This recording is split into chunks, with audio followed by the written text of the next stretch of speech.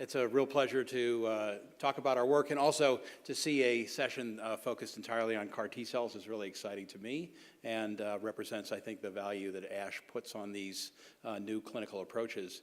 And so this is absolutely an update to a registration trial for what is painfully named tisagenlecleucel, previously called CTL-019, and FDA approved as Kymriah. And I'm speaking on the behalf of an amazing group of international investigators who participated in this trial in 25 centers in 11 countries across the world. And so this was the first CAR T-cell trial with a potential registration endpoint, the first global trial, the first trial in which there was a global supply chain from the drug company that was commercializing the product, which was Novartis. And this was in patients under 25 years of age, and these patients essentially formed the basis for the FDA approval in August 2017.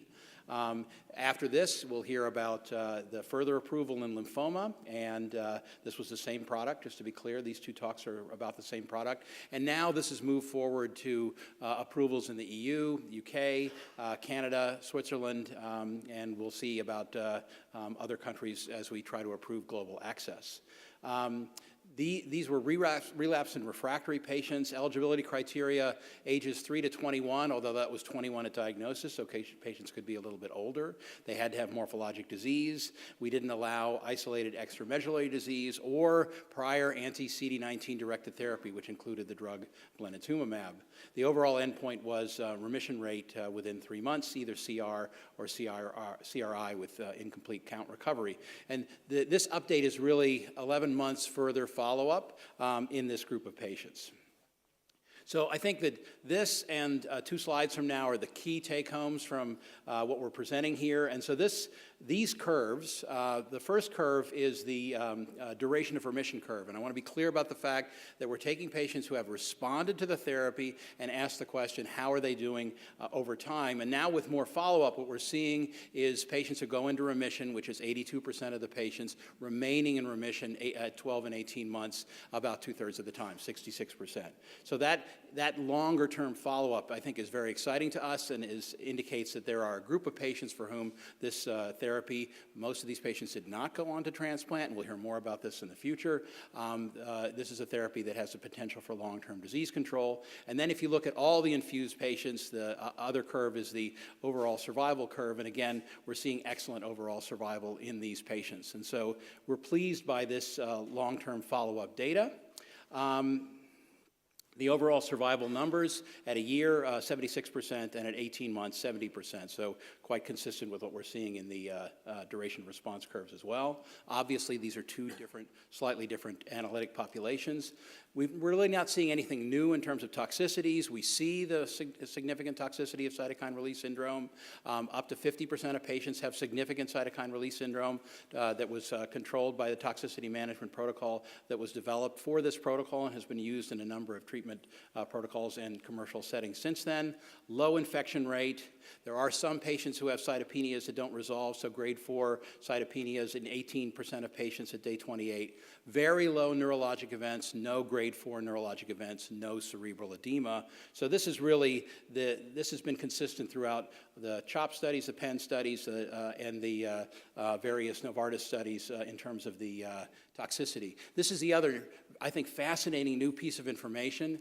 The 82% of the patients who went into remission were all but one were negative for the typical approach to MRD, minimal residual disease testing that we do, which is multi-parameter flow in the United States.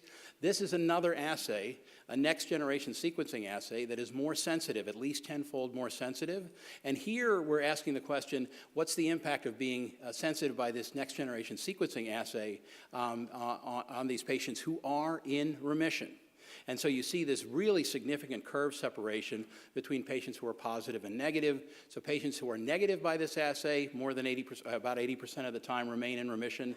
And if they are positive, more like 20% of the time remaining in remission. This is quite striking, and this is also holds up in the overall survival analysis. And so this is brand new data.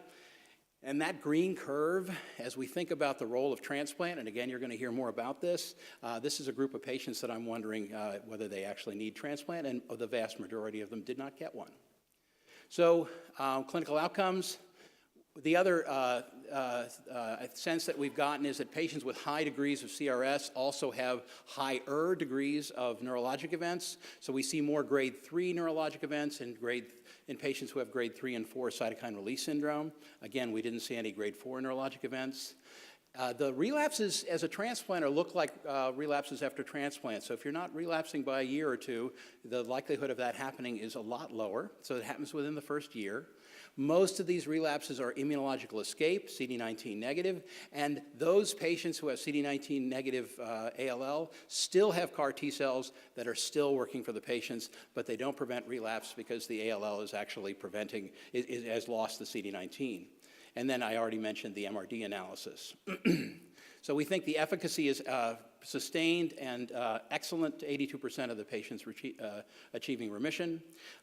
These are durable CRs, even without further therapy, haven't reached median duration of response or overall survival. We can manage toxicity, and I think this is clearly an opportunity for us to treat our patients both in America and now across the world. Thank you very much.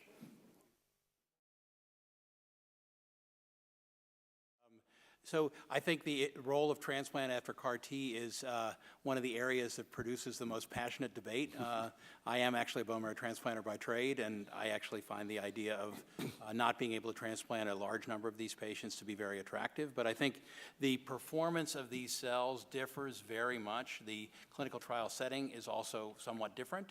Comparing trials to trials is sometimes a challenge, but I think the thing that has emboldened us to avoid transplant in 80 to 90% of our patients is really the issue of persistence.